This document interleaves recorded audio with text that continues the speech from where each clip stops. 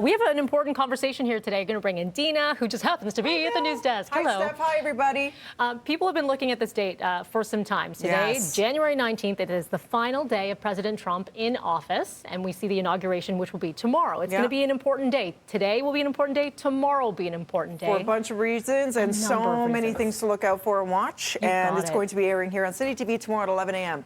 Yes, so you're going to be looking at things to watch out for today are the pardons that we're expecting to hear, the commutations, but also different bans lifted from President Trump. Will any of that get reversed from the Biden administration? So there's a lot that we're looking ahead to, but we thought, why don't we look back at these 4 years and see how he compares? Because, you know, you get a polarizing opinion when you bring up the name President Donald Trump, whichever way you're going. Very polarizing. So how polarizing is he, though, when you look into the history books at other presidents? Because not everyone sided with one, right? So let's take a look at the approval of President Trump over the years. I will faithfully execute the office of President of the United States. So help me God. Friday, January 20th, 2017. Millions of Americans watched as the Trump administration began what they hoped would be a new, better chapter in the history of their country. But almost exactly 4 years later, Wednesday, January 6th, 2021, this, as the United States descended into chaos. The president has engaged in abuse of power and jeopardizing the integrity of our elections. 5 people killed during the siege on the Capitol building, and many say that the insurrection was incited by the president himself.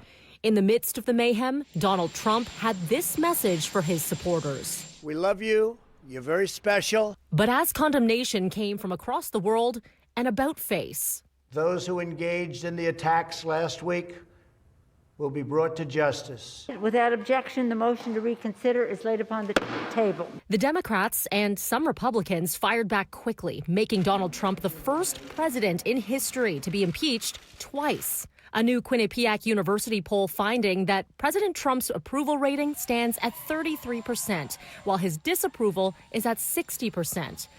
According to CNN, an average of recent polls finding Trump with a 38% approval rating and 59% disapproval rating.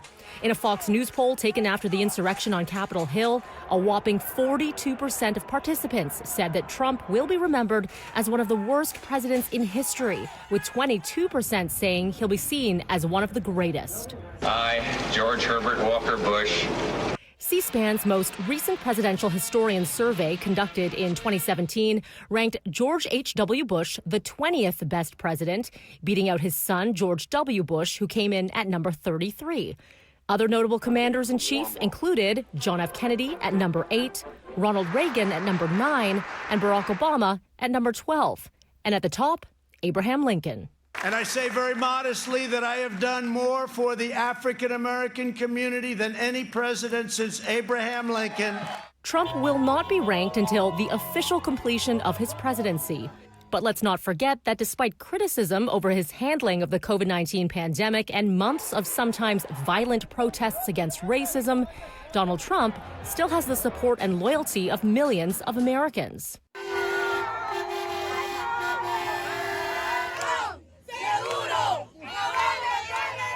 But will that be enough to impact how history remembers the 45th president of the United States? President Trump is a failed leader.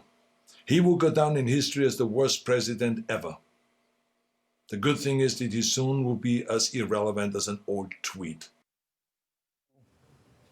Well, the Trump era ends tomorrow. President Trump, that is, era ends tomorrow. But I have a feeling this is the beginning of many chapters for him. I think we're going to continue. Not the end. You know, we're going to continue to hear from him, and so we'll follow all of that. And of course, big day tomorrow. We've got you covered here on Breakfast Television and CityNews.ca. Okay, coming up next, we're switching gears. We love Chef Matt Basile. Yes. He is behind a really cool virtual cooking lesson. He's going to share one of his tried and true recipes with us for Johnny Cakes right after this, for charity. So it's for a great cause. Find out more after this.